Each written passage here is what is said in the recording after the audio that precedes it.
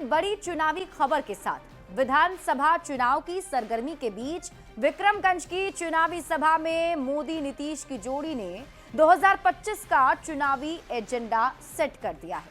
NDA इस बार किन किन मुद्दों पर चुनाव लड़ने वाला है, आप इस रिपोर्ट में देखिए। प्राण जाए पर वचन न जाई। 2025 में होने वाले बिहार विधानसभा चुनाव का एजेंडा क्या एनडीए ने सेट कर दिया है? रोहतास के विक्रमगंज में हुई मोदी नीतीश की जोड़ी ने यह साफ कर दिया कि इस बार एनडीए किन मुद्दों के साथ जनता के बीच जाने वाला है। प्रधानमंत्री नरेंद्र मोदी ने ऑपरेशन सिंदूर का जिक्र कर राष्ट्रवाद का मुद्दा बुलंद किया, राम का जिक्र कर हिंदुत्व की हुंकार लगाई और डबल इंजन सरकार के काम का हवाला देकर विकास का एजेंडा सेट कर दिया। सासाराम की इस धरती के तो नाम में भी राम है।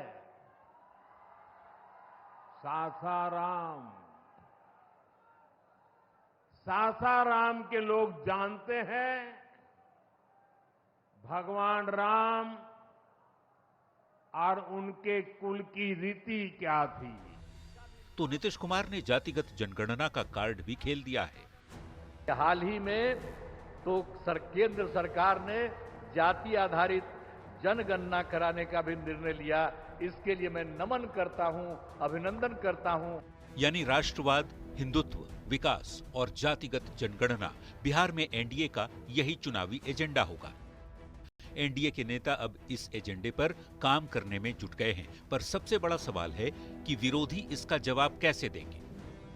ये पेरियार साहब के समय ज्ञानी जेल सिंह, कर्पूरी ठाकुर, जो लोग लंबे समय से इस बात की वकालत करते रहे हैं कि जिसकी जितनी आबादी उसको इतनी हिस्सेदारी, उसके ऊपर जातीय गणना होना जरूरी है कि इस प्रदेश में सब्जी बेचने वाला, भीख मांगने वाला, अंडा बेचने वाला की संख्या क्या है। अरे गुजरात को जितना दे रहे छोड़िए ना, 90% ही दे दीजिए बिहार को। बड़ी आबादी है बिहार, विकसित बिहार का कोई आपके पास रोड मैप नहीं। दोस्तों, जब प्रधानमंत्री ने कल ऑपरेशन सिंदूर की बात की तो पूरे देश में एक राष्ट्र प्रेम, राष्ट्र भावना और शत्रु को कुचलने की भावना से हर भारतीय का मन बढ़ गया, ओतप्रोत होने लगा। लेकिन हमारे विपक्ष, हमारे कांग्रेस, हमारे आरजेडी के मित्रों को क्या हुआ?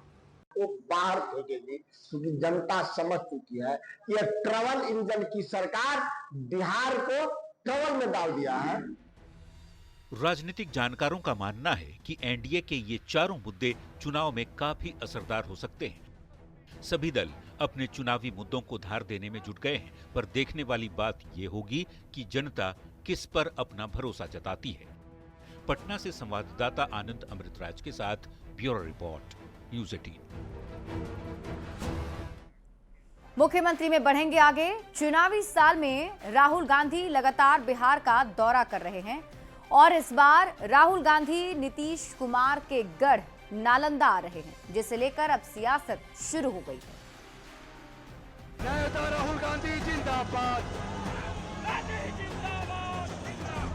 नीतीश के गढ़ नालंदा में राहुल गांधी दौरा करने वाले हैं और कोशिश होगी मुख्यमंत्री नीतीश कुमार के कोर वोट बैंक में सेंधमारी की। 6 जून को राहुल गांधी एक बार फिर बिहार आ रहे हैं। अपने बिहार दौरे में राहुल गांधी सीएम नीतीश के गृह जिले नालंदा में पिछड़ा अति पिछड़ा सम्मेलन करेंगे। राहुल गांधी के दौरे पर बीजेपी ने तंज कसा है।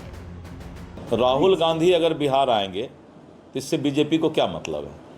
वाजिब है, वो भी एक पार्टी चलाते हैं, तो नहीं आएंगे तो क्या घर में सो करके जिंदगी काटेंगे क्या? राहुल जी को तो हर वक्त आना चाहिए। वहीं आरजेडी ने राहुल गांधी का बिहार में स्वागत किया तो कांग्रेस का दावा है कि बीजेपी राहुल गांधी के धुआंधार दौरों से डरी हुई है।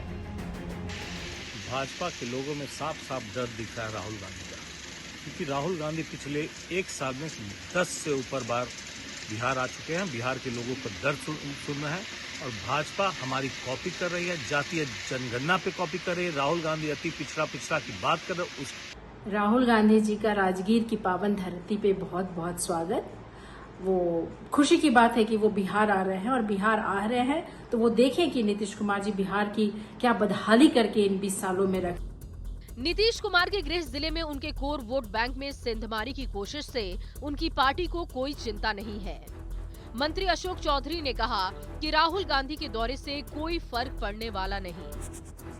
संकेत क्या करेगा? संकेत सबको सब जगह जाता है, और हमारे लिए नीतीश जी का गृह जिला है, तो नेचुरली सब लीडर चाहते हैं हम अपनी जाके अपनी बात को वहाँ पर कहें, तो फर्क पड़ना थोड़ी है कोई। राहुल गांधी बिहार दौरा कर रहे हैं, जो न सिर्फ कांग्रेस बल्कि महागठबंधन के लिए भी काफी अहम है। राहुल अपने दौरों के जरिए बिहार में जातीय समीकरण साधने की जुगत में है, पर मोदी सरकार ने देश भर में जातिगत जनगणना कराने की घोषणा कर उन्हें बैक फुट पर धकेल दिया है। अब राहुल गांधी इससे कैसे निपटेंगे, ये देखना दिलचस्प होगा। पटना से संवाददाता आनंद अमृतराज के साथ संजय कुमार की रिपोर्ट। और मुख्यमंत्री में अब बात आरजेडी संगठन के चुनाव की कर लेते हैं। देखिए, 31 मई से आरजेडी के संगठन चुनाव का दूसरा चरण शुरू हो रहा है। 8 से 5 जुलाई के बीच आरजेडी कई बड़े पदों पर चुनाव करने वाला है और इससे लेकर बिहार की सियासत गर्मा गई।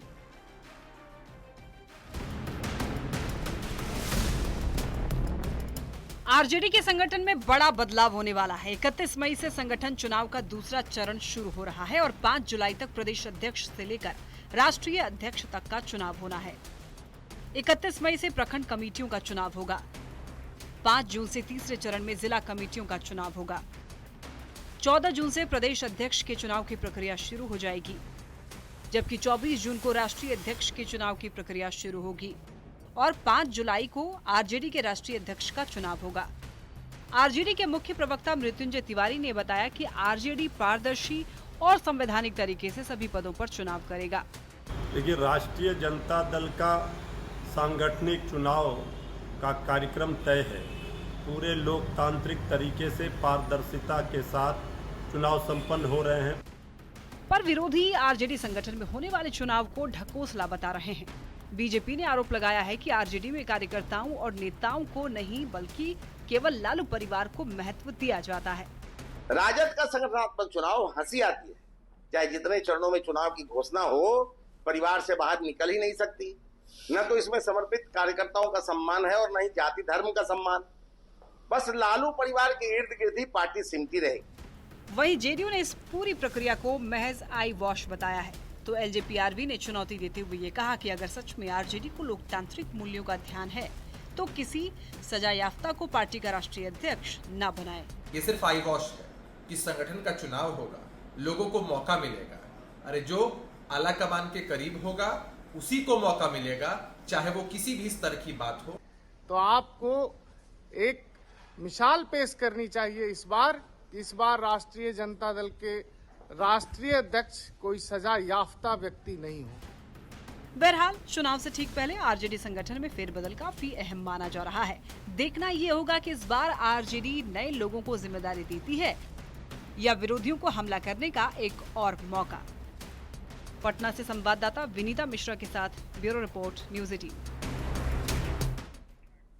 और मुख्यमंत्री में अब आप सुनिए बयान बवाली, यानी ऐसा बयान जिस पर बवाल मच गया।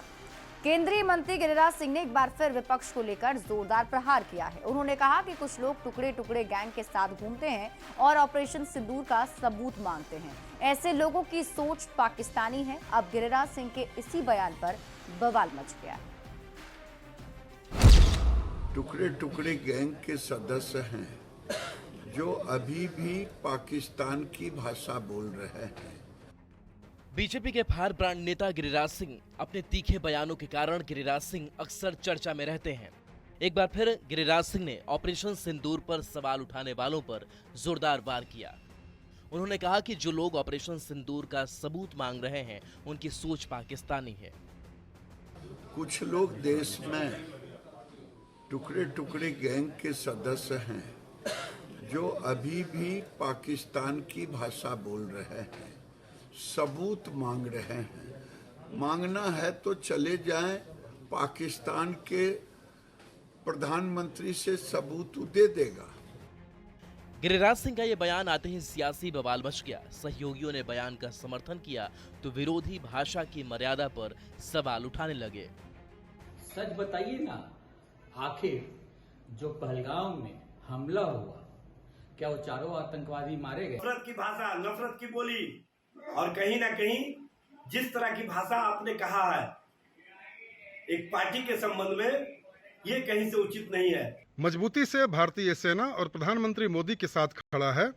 कांग्रेस पार्टी द्वारा कितने फाइटर प्लेन गिरे, इसका हिसाब बताइए। भारत के प्रधानमंत्री को सिंदूर का सौदागर कहना और भारत के विदेश मंत्री को मुखबिर कहना, ये सारे आचरण पूरी तरह राष्ट्र विरोधी प्रतीत होते हैं। ये दुर्भाग्यपूर्ण ही नहीं, शर्मनाक भी है।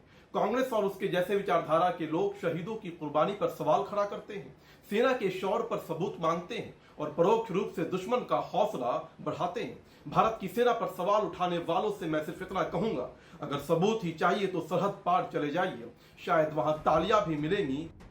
गिरिराज सिंह के बयान पर बिहार की सियासत गर्म है और बवाली बयानों का सिलसिला चुनावी साल में आगे भी माहौल को गर्माते रहेगा। बेगूसराय से संवाददाता संतोष कुमार के साथ पटना से आनंद अमृतराज की रिपोर्ट।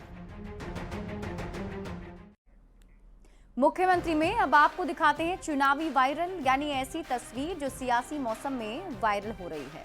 सासाराम में प्रधानमंत्री नरेंद्र मोदी के स्वागत में दिवाली मनाई गई, जिसकी तस्वीर सोशल मीडिया पर वायरल है। भारत ने दिया भैया से कोई नया ललिया हो। प्रधानमंत्री के आने की खुशी में सासाराम के सरदार पटेल स्मारक पर भाजपा कार्यकर्ता और बीजेपी के समर्थकों ने दिवाली मनाई।